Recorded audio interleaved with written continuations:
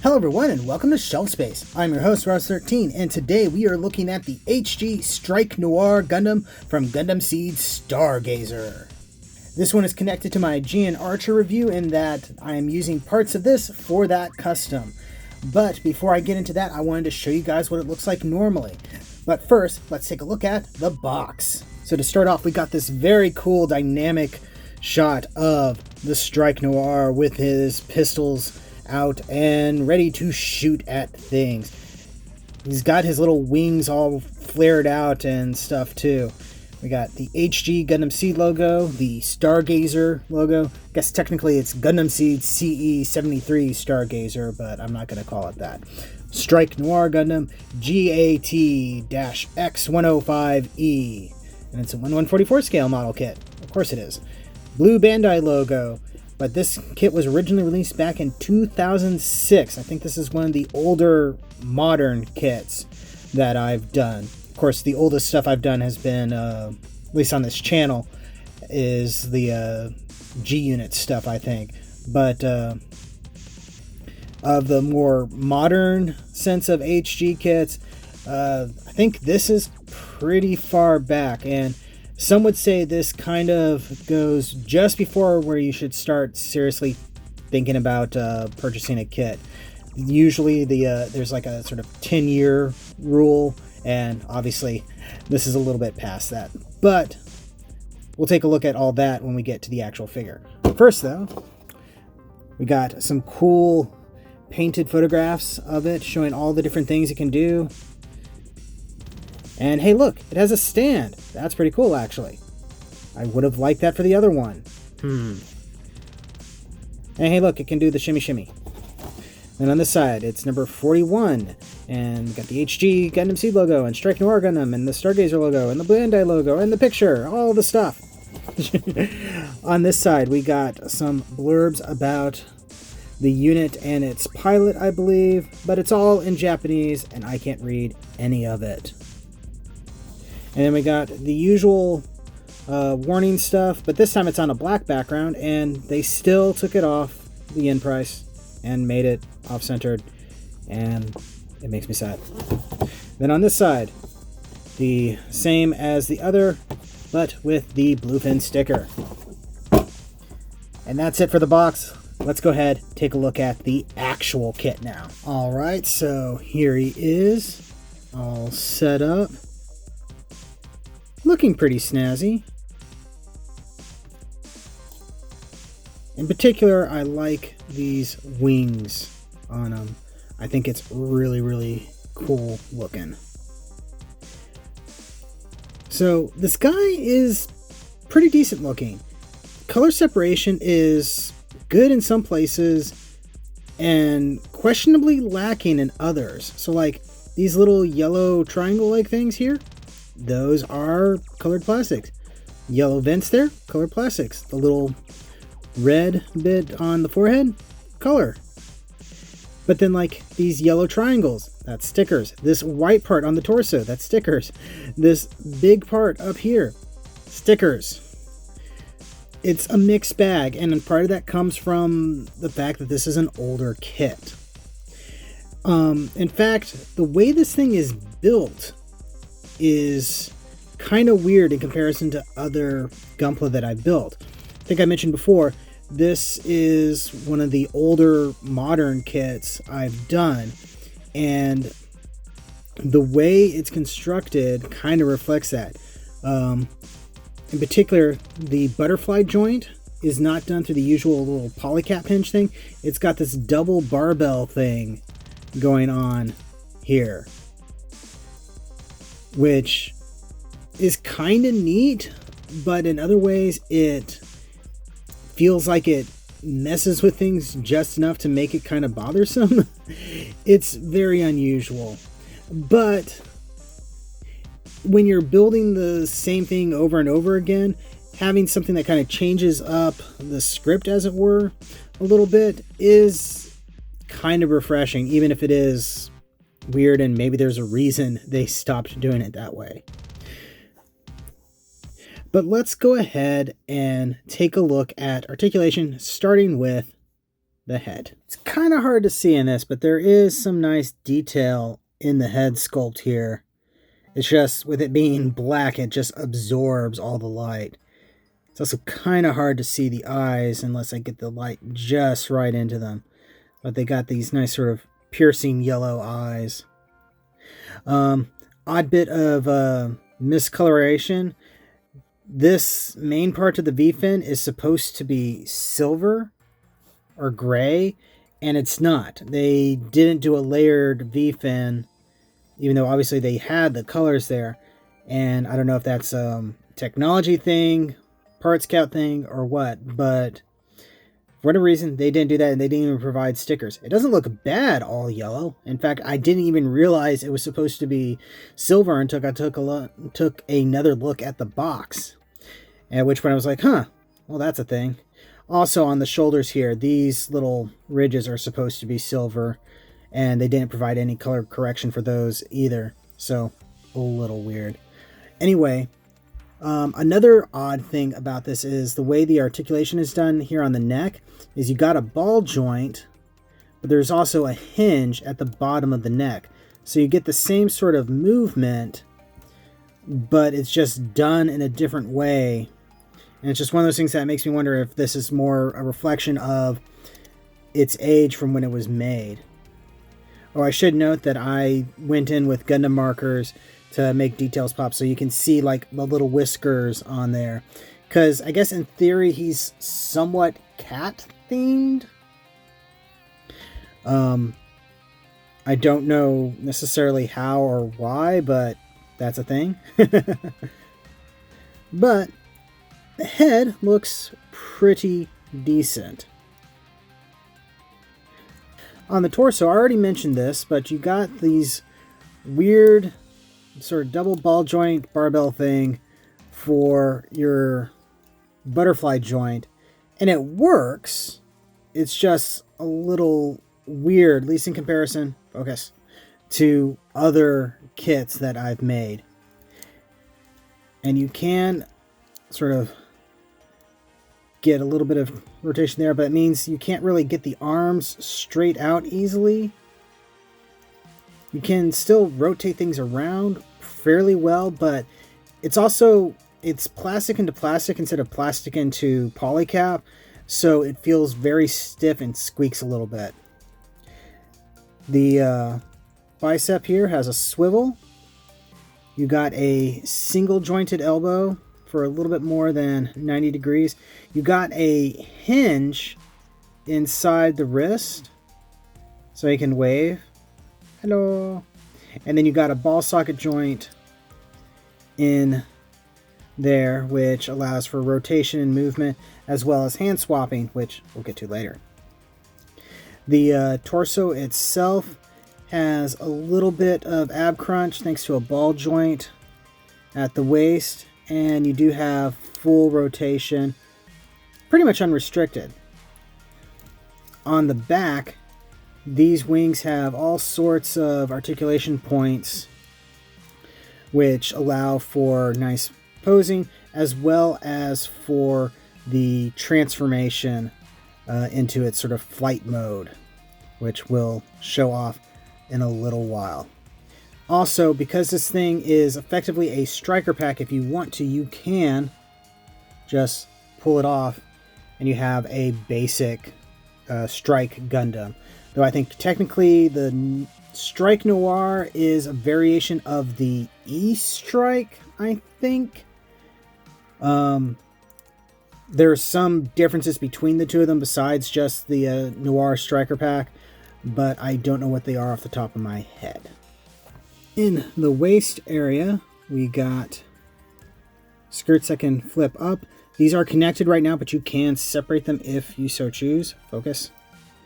You can kick up, and you got a nice double jointed knee. The leg is designed kind of an old way. Oh, that just came apart.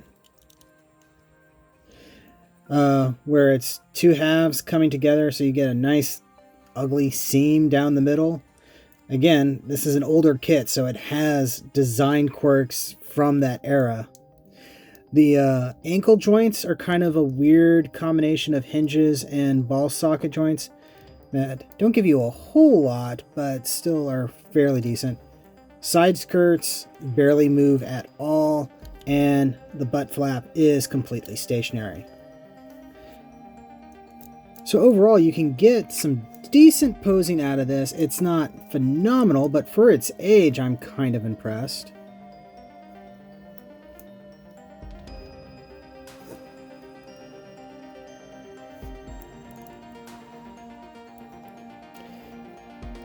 That looks pretty cool.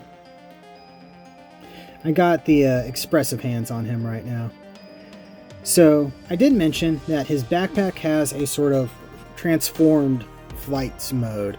So let's go ahead and take a look at that.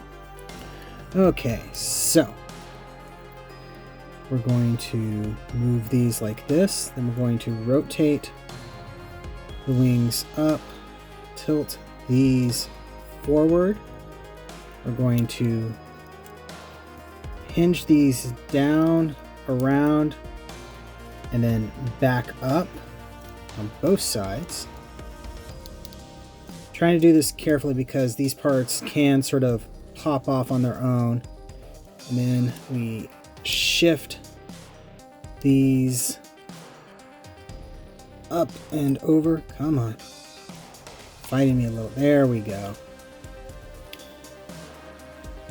And let's tilt the camera so you can see this a little better. And there it is. It's kind of neat. I didn't completely realize that the Strike Noir did this until I saw in the Gundam Breaker 3 game that I did this, because I used these wings on a custom in there, and it starts cruising along and it's got the wings like this. I'm like, whoa, I didn't know it did that. So this gives it access to these little beam cannons. I'm assuming they're beam cannons. And I think these also act as cannons as well, but they're also the hilts for the swords that he has. We'll get into that in just a little bit. But yeah, with this, he can cruise around and stuff like that. Only thing I don't really like about it is these parts here, I feel like they're backwards. I mean, I can see that, you know, you got the fins, the little flaps here, at least that's what these lines seem to indicate to me. So it would make sense that they're facing the other direction, but the way that they're swooped forward instead of back, just, it looks like they're installed backwards, and it keeps making me double check things to make sure that I did it right. But it looks pretty darn smooth, I think. It'd also be nice if these wings could sweep back just a little bit. As it is, they're very kind of straight onward, and if you want to tilt them, you kind of have to do this, which messes things up with the fins over the shoulders. But now let's go ahead and talk accessories. So to start off, he comes with an abundance of hands. We got some trigger hands for his pistols on his side. And we have some basic holding hands which don't have their own backplates, and that bugs me a little bit. But if we want to, we can pop off that, pull off one of the pistols, which looks pretty decent. I mean, it's a basic split in half thing, and they kind of have a big seam down the middle, but it doesn't look too bad. Oh, let's use the other one. Oh, hey, and you don't even have to take the backplate off. You can just sort of push them down, twist a little, and there you go. Pushing it into the wrist thing is kind of worrisome, but it's not like a big impressive gun, but you also don't see a whole lot of Gundams with pistols, so it's kind of a neat change of pace. You can do this with both hands if you want. For right now, we'll just stick with this. Actually, no, what we're going to do is on here, we will show off the other accessory that you've been looking at this entire time. He has these two sword things. And what you can do with these, this is actually the first time I've done this, so we'll see how well it works. Oh, cool. You can attach these little beam effect parts into them because they're kind of along the same lines as the beam swords on the strike, the sword strike and the sword impulse. And these things just look super cool. The beam part on it, I could take or leave, particularly since, you know, facing it this way, these look pretty darn nasty even without a beam on it. But extra sizzle is always good, I suppose. Let's go ahead, take that hand off. We're going to need to switch out the back plate, I believe. Hopefully I'm remembering this correctly. I am not. Looks like I need the one for the trigger. That's what I get for doing this without checking things first. And I just knocked him over. But I'm going to keep going. So there we go.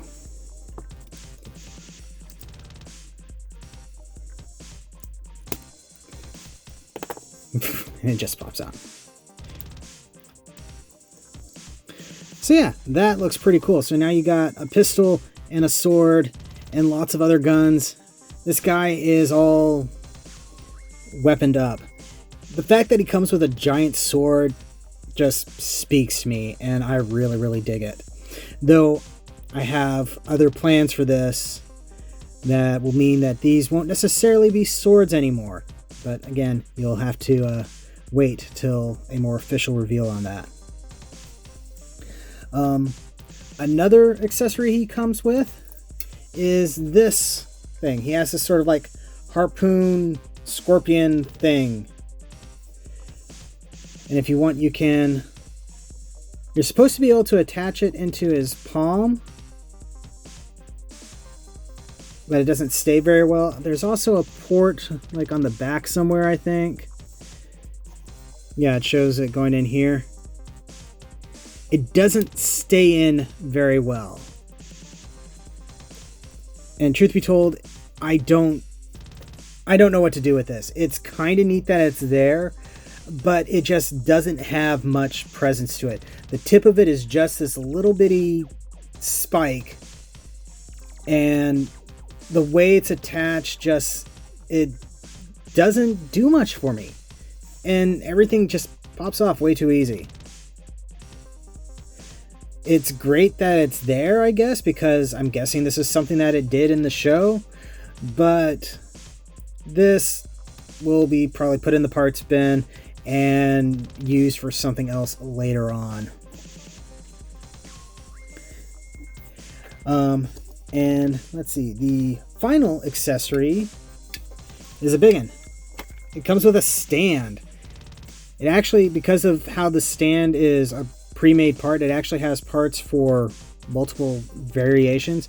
So if you wanted, you could have this one in here, but this is mainly for like a flight mode thing. This guy doesn't have quite that. But if you want, you can put him on the stand. He has a little part that covers up his port. You can just pop him in there and have him go to town. It's a little tall, considering that I don't think of this guy as flying around too much. I mainly think of the first scene that I remember him in, where he was zooming around just a little ways over the ground. But it is cool that it actually comes with a stand. It would have been nice if the Gian Archer came with one. I felt she needed it a little bit more than this guy. But not going to complain about that. So yeah, overall, this is a very cool kit, and I think, even though it's old, I could recommend it. It's got some weird things about it because of just how old it is, but the end result isn't too bad. Just expect the stickers, expect the weirdness, and you should be good. So, yeah, that's been a review. Thank you very much for watching. Don't forget to like, comment, subscribe, all that fun YouTube stuff. Check the description below for links to my storefront where you can get official shelf space, t-shirts, and more. And yeah, thank you again, and I'll see you next time you invade my shelf space.